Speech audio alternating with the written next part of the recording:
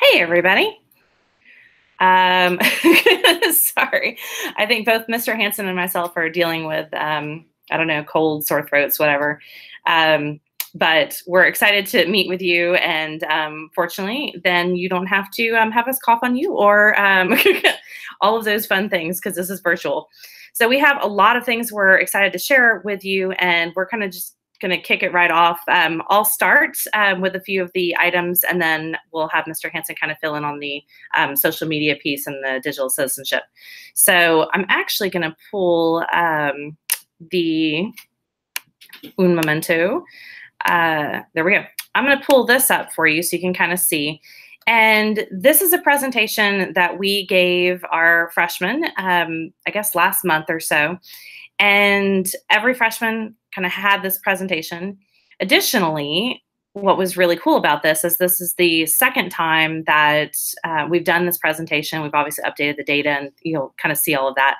But the really cool thing about this is that now every freshman and every sophomore has kind of heard this bit of information. So without further ado, I'll go through this kind of quickly here. My name is Ms. Johnson. Mr. Hanson will be joining us in just a moment. Hello. And you might have heard him. And our contact email is whsedtech@eanesisd.net. So we are two ed techs here on the Westlake High School campus. And some of the things that we felt were really important that freshmen kind of needed to hear and kind of be exposed to are talking about digital organization, managing digital distractions, and just really the growing awareness of social media and responsible use. So the two things that I'll be kind of covering here, actually I'm going to hide that so we can just go straight into this. The two things that I'll be covering here are the digital organization and the digital distraction. So when it comes to digital organization, you know, it's interesting because we're living in a world where a lot of the content that people are creating is digital in nature. And, you know, sometimes, you know, when you have elementary and you had, you know, students who had the red folder for math or the blue folder for English, you know, sometimes that's lost a little bit when you kind of get into the digital realm. So we asked some questions of our students. So pretty much everything you're going to be seeing is student surveys, and then we'll give kind of our take on some best practices and things like that after that. So one of the first questions we got was, what is your predominant means of note-taking? We should also mention that this particular survey that we sent out, the first year we sent it, we had about 300 students. This past year, we had 600 students here at the high school answer the survey. It was anonymous because we really wanted to make sure that, you know, we got kind of the best answers from them. So when it came to note-taking, and I'm going to make that a little bit smaller so y'all can see that a little bit better. When it came to note-taking, this was kind of what we saw, which was really interesting. So the vast majority of them still handwrite notes. Some will type notes on the iPad or the computer. Some of our students will bring in laptops. And some of them, you know, will handwrite notes on an iPad with a stylus.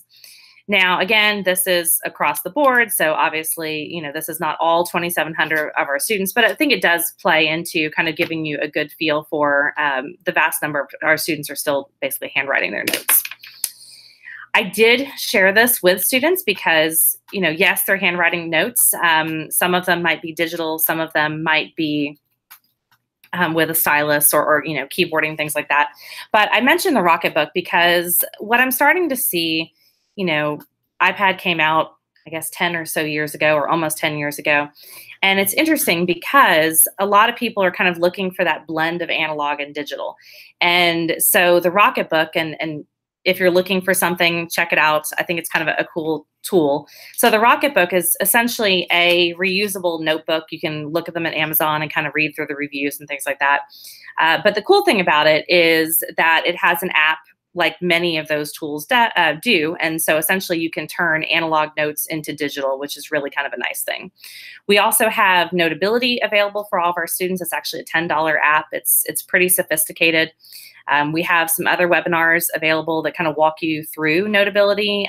Actually, our first webinar where we talked about WHS Digital Tech Life and things like that kind of walks you through all of the apps that our students use. So that's available as well. So Notability, it's fantastic. They can handwrite notes, they can type notes, they can add images, they can actually record their lectures. So there's a lot of sophistication to that. Evernote, some of you may be very familiar with. I kind of classify Evernote and Microsoft OneNote into the same kind of family, because essentially what they are is just a place for people to have, notes within folders and things like that. And so both of those tools are available for our students. Evernote Scannable is one that quite a few of our students use. So we have Google Classroom where students have to turn in assignments back and forth. And a lot of times, like you saw, a lot of the assignments are analog, where they're, handwriting things or working out labs, things like that. And so if it is an analog assignment or paper and pencil assignment, they'll use Evernote to scan it. So then they have a digital copy and they can turn that into their teacher, and they still have, their original copy, which is really nice. So the other question we asked was, what do you organize your assignments, upcoming exams, and essay projects? And this has always been kind of an interesting topic to us. So of our respondents, 50% of them said that they use a paper planner, and about a fourth of them, give or take, use Google Calendar. Now, know that they could answer multiple things. So those who are using a paper planner are very well probably also using a Google Calendar. I know most adults do the same thing. We kind of have a paper to-do list or something like that, but we also have Google Calendar. So this was kind of a good feedback for us on what people were doing, what students were doing. Students also shared some of the other digital tools that they use in addition to paper planners or Google Calendar. So some of them will use notes, some of them will use reminders. During our sophomore iPad Base Camp, every student went through and looked at Google Keep, and I will tell you that was actually one of the stations out of the 4 that they felt like was the most beneficial to them, which was really cool. So we thought that was a good kind of resource for them. Google Keep is fantastic. It's got a lot of really great resources. You can do to-do lists. You can add audio to-do lists. You can include images. And then actually, if you take a picture of something typed, it will not only keep that picture, but it'll also basically transcribe and take all the text out, and so it's usable text. OneNote, as we mentioned, and then Todoist and Trello get into a little bit more project management sort of tools. But I know a lot of entities, business entities and things like that use those. So those are available as well. And then analog tools. So I'll kind of flip over to those. So some students, memory, as we get older, my memory doesn't always serve me as well. So that's why I write things down. We did talk about bullet journals. I don't know if you know, but Ryder Carroll actually he's the creator of the bullet journal. He's actually an adult who had suffered with ADD, and kind of this found a way for him to kind of make sense of things. His book actually just came out, and it's a New York Times bestseller. So some of our students use that. Some of them have kind of been exposed to that. It's kind of a very deep rabbit hole. Sticky notes, we all love. Some students said they use a folded paper in the back of their pocket, others write on their hand. And then some kind of use the thing that, that kind of process we use in elementary and even middle school, where you have a binder or a folder, and everything on one side of the folder is something that needs to be done, and everything on the other side of the folder is something that still needs to be done. Something else I'll just mention to you is I had put this together after last year working with freshmen. A lot of times we think things are obvious to students that aren't necessarily obvious. And one of those things is just how to take everything that we're doing and break it down into smaller chunks and really prioritize your time. So essentially what I did is just take some best practices from planners and productivity people and put together this 2-page PDF. They have access to it as a PDF, so they could actually write on it and annotate it. And then they also have access to print it out as well. So it kind of has priority items, things anytime this week, upcoming test projects, weekend, next week. And then on the back of it, you have a monthly calendar you can kind of see on there on the right.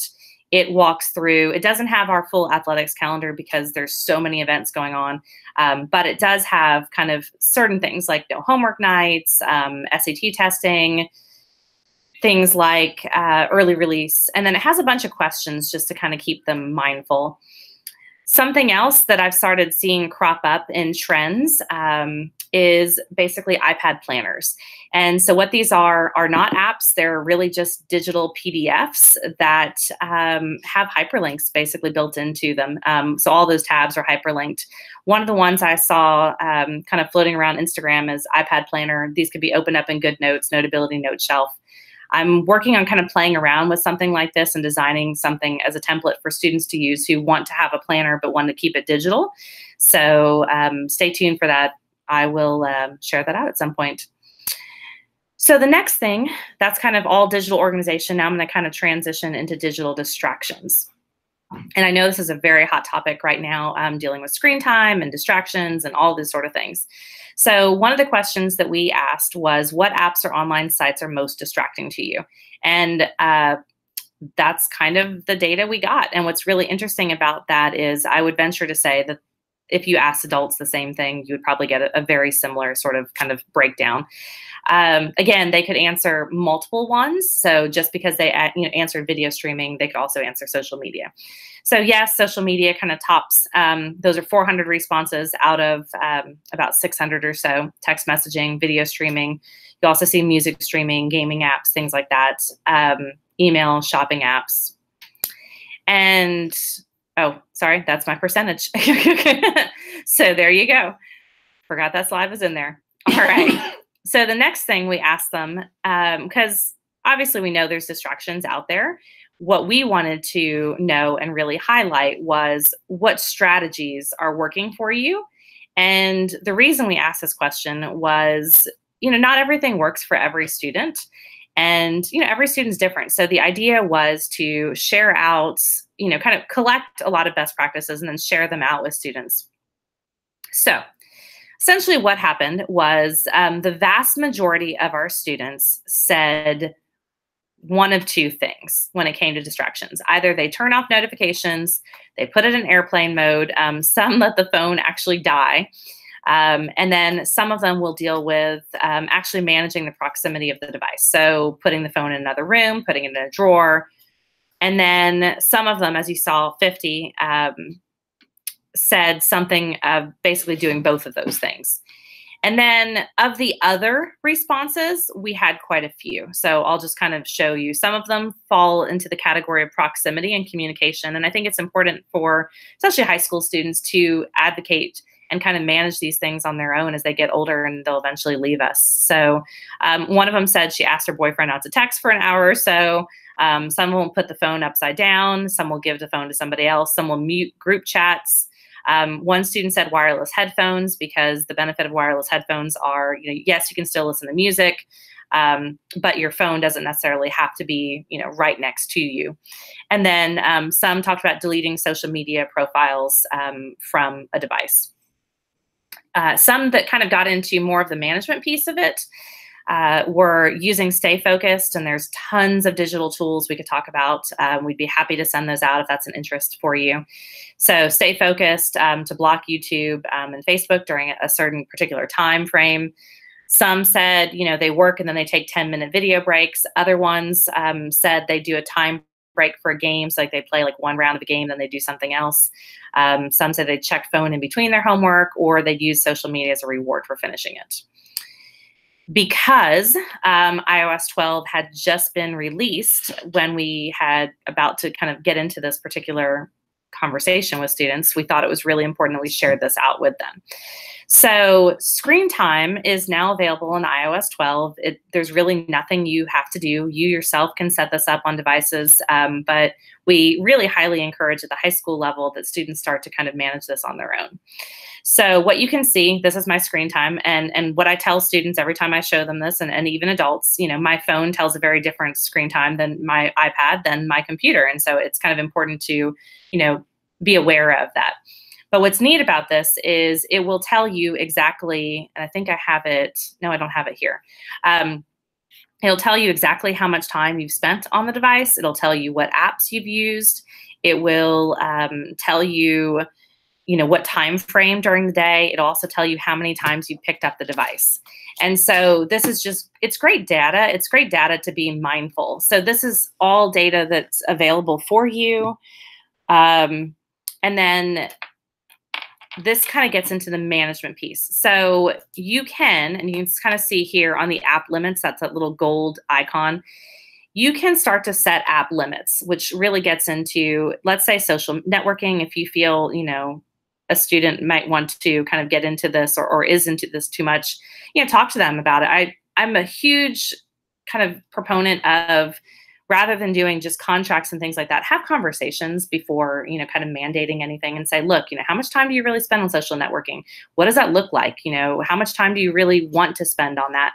Because a lot of students, when you have those conversations, will say, yeah, I probably spend too much. I probably only like to spend about an hour. And then you can kind of get into this management piece with them. So basically you can choose whatever apps, and then you can say, this collection of apps, I only want to spend an hour on it or something like that. You can also set downtime. So essentially what that means is from a particular time to a particular time, there's only certain apps that are allowed on that device. And I'm going to kind of go back here. So that green icon that says always allowed is important because you want to consider what apps are always allowed. So in some cases, it might make sense to make all of the Google apps like Google Classroom, Google Calendar, Google Docs, things like that, always allowed if they're doing schoolwork. I feel like this is going to be kind of a fluid thing, and I think there's going to have to be, conversations about it and kind of try it and see what works and doesn't. There are also additional content and privacy restrictions that can be set up. So if you're wanting to block particular websites and things like that, you can definitely do that there. So those are things that we shared with students. And now I'm going to kind of switch it over to Mr. Hansen, because he's going to dig in a little bit deeper into social media and cyberbullying. Oh, you can take that one. All right. Okay, thanks, Lisa. So great information. Lisa is the creative genius behind iPad use here at Westlake High School. So she does some great stuff with students in terms of integrating workflow and some creative possibilities with the iPad. So I always look forward to see what she's got coming out next. I have the great distinction of sharing maybe not as creative of a topic, but definitely an important one in this day and age, which is social media use and thoughts and feelings from our students, as well as some suggestions and just some general knowledge about it. So in our survey, we chose to utilize common sense education. If you haven't researched common sense media, check it out online, commonsensemedia.org. It's a great resource for parents, teachers, and students. We pull a lot of stuff from there to send out to students as well as teachers in terms of educating students. We think we are huge proponents of education in terms of device use, not just school device use, but personal device use. We think that students with the right education can manage their own digital lives. So we're working really hard to get them the right resources for that. But Common Sense Education created a study where they asked thousands of teens across the United States to reveal their experiences on social media and their social life. That was done earlier this year in the spring. And so we matched some of our questions to that survey. We, of course, used a lot of our questions from last year so we could see trends. But we matched our questions to that survey so we could see how our Westlake High students comparing to the national, what you would say, average. The first thing we looked at is when do you check social media? So we all know or have heard about the brain impacts of social media. There are neurologists in the social media world in Silicon Valley that actually create applications and hold back notifications and then flood it to get that big dopamine hit. So we were curious to when are our students checking social media? According to our survey, 55% within 5 to 10 minutes of waking up, 64% within 5 to 10 minutes of going to sleep, and 14% actually say they don't use social media, which was a pretty high number, we thought, for not using social media at all. Of course, social media is not a requirement of school. We do not integrate social media into our classrooms, aside from maybe some political Twitter searches once in a while. but it's not an ongoing communication device because it is not a district approved communication means. So this is all purely on their social life of when they are checking it. 38% said they were checking it during class, which was an alarming. We have shared these numbers with our staff.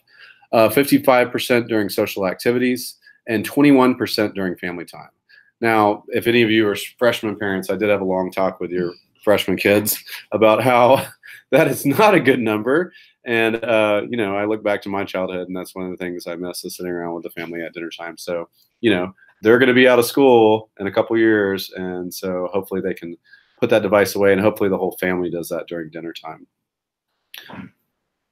The social media apps, so we got to compare this data to the nationwide survey as well as last year's data.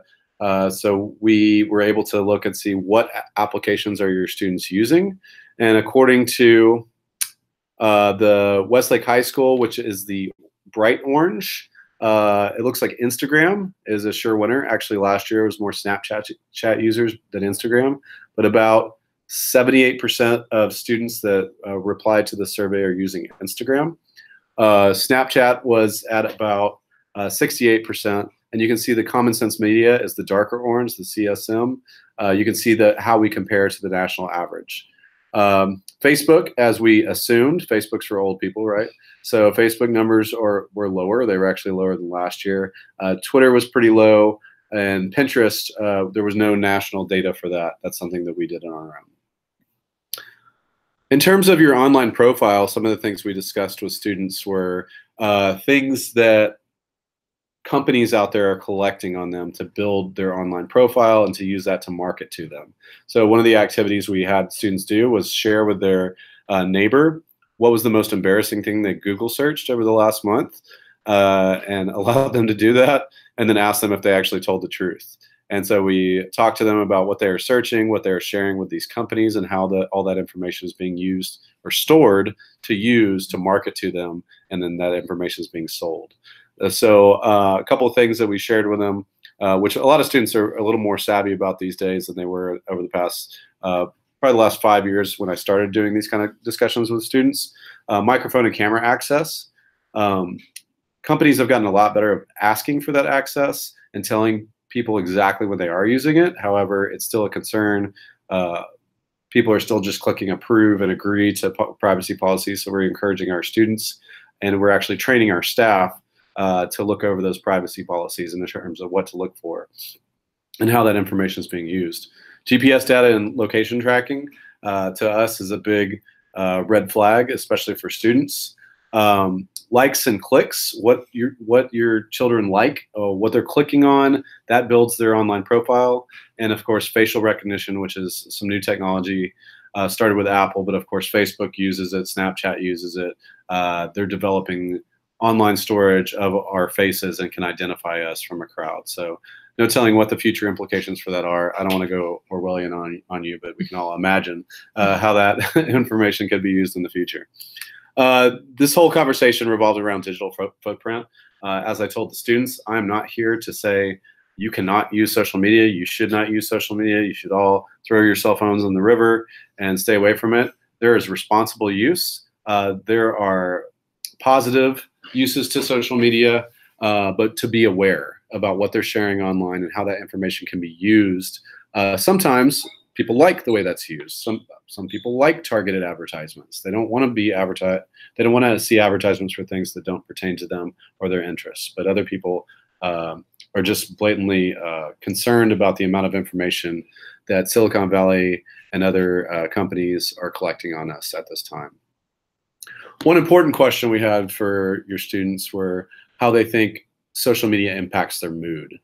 We've all seen the studies, the research studies, the doctors that have come out and said, look, these things create depression. There are possibilities of some long-term implications on mental health. So we really wanted to get a feel for how your students feel about their mood. Again, this is an anonymous survey, and about 48% were neutral. So on that lower end, sad or angry, we only had about 7% respond to that. 36% leaned positive, and 11% said makes me happy. We were pretty pleased with that data coming back, and of course have shared this with our staff and counseling department, so that we can be continue to do the job we have been doing about educating them on social media, about the rose-tinted glasses, about what they see on social media is not reality. It is everybody's best picture. It's everybody's best filter. It's everybody's best moment from the day or week, and to not compare themselves to what they see on social media, and to use it as a communication tool if they are using it. Some positives, again, about social media. Entertainment is a huge positive. People are entertained. Social media does a great job with entertainment. There's new media channels that are coming out from social media companies. Networking, of course, is a huge one. I know that I just, a couple years ago, had my 20th high school reunion, and I wouldn't even known about it if it wasn't for being on Facebook with my classmates. Keeping up with friends, of course, same thing. Long distance phone calls are great. I guess they're not long distance anymore. You just call everybody at the same rate. You don't need that phone card anymore. But keeping up with friends, good thing. And then, of course, sharing news, events, and social issues, which is a hot topic these days with fake news being shared. And we've actually done a big rollout last spring about fake news, and educated our staff and students about what to look for in terms of vetting fake news. You can actually see that archived webinar that we did for parents. Carolyn Foote, our library specialist and district librarian, did that with me, and we were able to talk about different tactics that you can use to research and different tools that are available. Of course, the negatives, envy of others, that rose-tinted glasses syndrome, potential for cynicism, potential for depression, and the biased version of reality. Students thinking that everything they see on social media is reality, which is, of course, we know not the case. It is not a moment-to-moment view. Hopefully we won't get there in a social media world where we're just in a virtual world sharing everything with each other. That sounds kind of weird, but it's definitely those shining moments of the day and helping students understand that. The next question we talked about was how important is social media for keeping up with friends and in being creative? There was some national data about this as well. And so we were able to compare Westlake High School statistics to Common Sense Media survey. 28% of your students said that keeping up with social media is important for keeping up with friends, compared to 40% on the national average. And of course, for creativity, we also scored lower than the national average at 12%. I personally would attribute this to our phenomenal fine arts department. We have some amazing opportunities for our students here at Westlake High School, and they are not reliant on technology and iPad usage for creativity. We have some amazing staff here and amazing programs that help them do that. Now, a lot of times they are using digital tools and might not even realize it. When we have students designing backdrops for our theater plays in the PAC Center and things of that nature. But again, we thought this was a positive in terms of our lower rates for that compared to the national average. The last thing I want to discuss with you is a talk we had with them about cyberbullying. Cyberbullying is still a hot topic in my personal view. It's not as hot if you look on the what people are emailing us about or what you see concerns about in the media. It's more about cell phone addiction and about social media use, especially at a younger age. Screen time is a big hot topic right now. So personally, I believe all these things are not necessarily a concern, but things to be aware of. And so in terms of cyberbullying, we shared with them exactly what the law says, and did discuss with them that this is actually against the law. It is a Class A or Class B misdemeanor, depending on the circumstances. So it's not just a buzzword thrown around school. It is something that could actually get them in trouble, more than just in trouble with their assistant principal. According to StompOutBullying.org, 19% of regular internet users reported being involved in online aggression. That's teenage users. 15% are aggressors. 7% admitted to being victims. We did find it interesting that girls were twice as likely as boys to be victims, according to their statistics. That you can find those at StompOutBullying.org, a great resource to learn more about cyberbullying and resources to help talk to your student or talk to your child about being aware. Of course, awareness is the best way to avoid these circumstances. Education is by far the #1 way to avoid a lot of these issues, but just it gives you some tips in order to talk about it. We did talk about enabling in terms of active and passive enabling, that you don't have to be actively involved in cyberbullying to be involved and be part of that process. You can be a passive enabler in terms of seeing it happen and not saying anything about it or doing anything about it.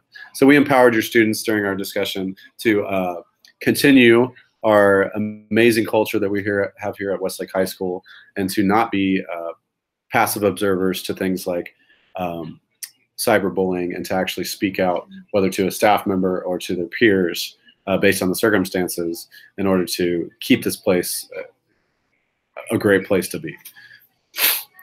Some options we gave them to do. So we wanted to make sure and give them some tools for dealing with this. Screenshot the harassing messages, and of course, if they are screenshotting those messages, to actually deliver those to an administrator or a teacher. Resist emotional responses. Many times, I see this a lot with our age.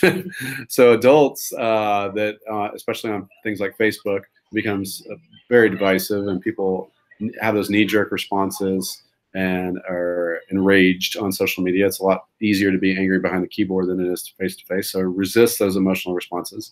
Block or unfollow the cyberbully. Avoidance is an actual tactic that they can use, just the same in real-life bullying. They can just avoid the person.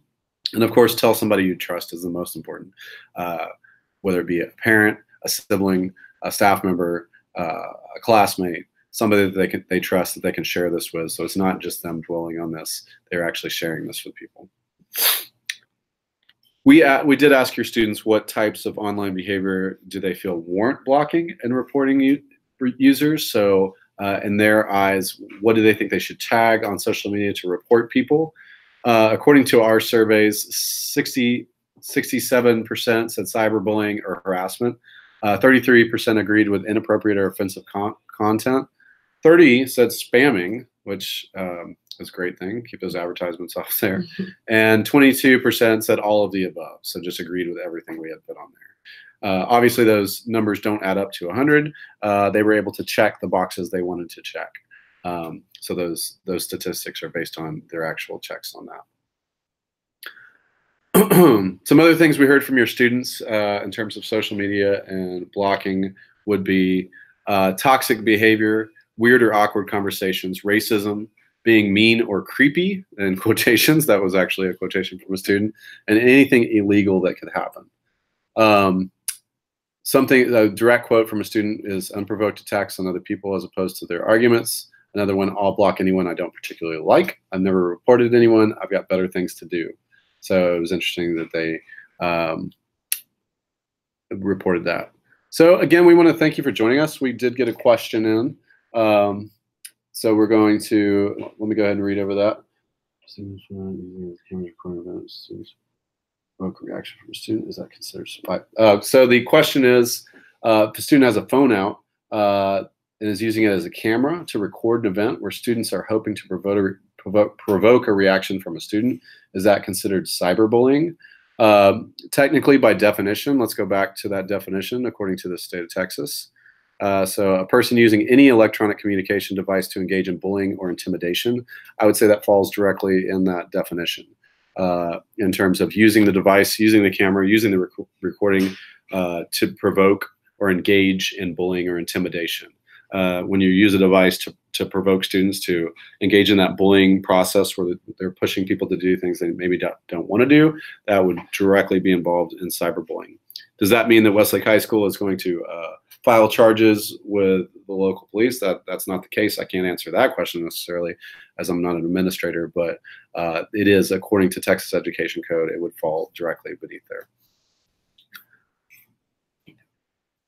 So one more thing we did want to share with you guys that we are, did we send this out? Or? No, I haven't. I'll pull it up real quick. Okay. Because you have to undo the screen and then go to the other one. So one more thing we haven't shared yet, but I'm going to in just a moment. So I want to kind of, oops, actually I'm going to bring this down for just a second here. One moment. So because this particular kind of resource that we had shared, this is the second year that we've done it. We wanted to kind of show a side by side. So this particular resource you're seeing, or will be seeing, is the 2017 results side by side of the 2018 results, because it gives you a better idea of kind of longitudinal data, as well as, and as Chris mentioned, the national kind of resource. So here you can see how many respondents we had. Again, it was an anonymous survey. We only asked the note-taking question in 2018 because that's kind of a thing that's been coming up. So that got added. However, you can see right here on the organizing assignments, it looks to be kind of pretty, that trend kind of stays the same with the paper planners, the Google Calendar. You can talk about what apps and online sites are most distracting to you. You can see from 2017 to 2018, social media actually kind of went down a little bit, and video streaming went down as well. Text messaging went up a little bit. So you can kind of see those kind of percentages there. When do you check social media? What was interesting here is you can see, they're still checking it about the same time in the morning. What was really interesting to us was during class has actually gone down, during social activities has gone down, during family time has gone down. And I think part of that's the conversations we're having with students. I think part of that is just student awareness of, all of this stuff is relatively new. It's only happened within the past 5 to 10 years. And so, there's kind of that swing of the pendulum where everybody kind of jumped on board social media and kind of full throttle, and now are kind of being, just like Chris had said, Mr. Hansen had said, being more cognizant and aware of it, and aware of, when you're using it and how that's impacting you and things like that. I think there's a lot of positives to social media, but again, I think it's just more of awareness and conversations. How do you think social media impacts your mood? Again, the lighter blue is 2017. The darker blue is 2018. So you can see kind of those results as well. And then listing all the social media apps you use here, you can see the 2017 data, the 2018 data, and the national survey, which is that darker teal color. So you can kind of see all of those together. And then this one right here, again, we incorporated the 2018 social media, social life teens reveal their experiences from Common Sense Media. So you saw that data there already, what strategies they had, many of them talking about turning off notifications, increasing proximity from the phone, both. And then this one we didn't include in the presentation we just did, but it was one of the questions we asked on the survey. What is your favorite way of communicating? So in the darker teal, you can see that's Common Sense Media. And the lighter of those two teals is actually our Westlake High School surveys. So it was really interesting. Our in-person communication is way above the national average. Texting is way, kind of below the national average, as is social media and video chats. So I do think a lot of our students, are aware of this. They're cognizant of it. We've been talking about it for quite a few years now, and kind of really hitting it hard within the past 2 years. And so we really wanted to share that kind of resource with you. We're happy to send this out. Again, this is just kind of a compilation of 2 years of surveys we put together, and the two sort of resources that we've put together for you. So I'm going to take that screen share. All right. I think that's it, Mr. Hansen. Do you have anything else to say? Nope. Okay. Thanks for watching. Think you. Email us if you have any questions. WHS@tech@eanesisd.net. We always love to hear from parents, whether it's comments or questions, and we'll get back to you pretty rapidly normally. We'll also be doing a PTO presentation tomorrow. So if you're around and you receive that email and you have time, we'll talk a little bit more in detail. Not so much about this particular content, but just kind of different things that we do on campus and what our role is. So, all right. Well, till the next particular webinar we do.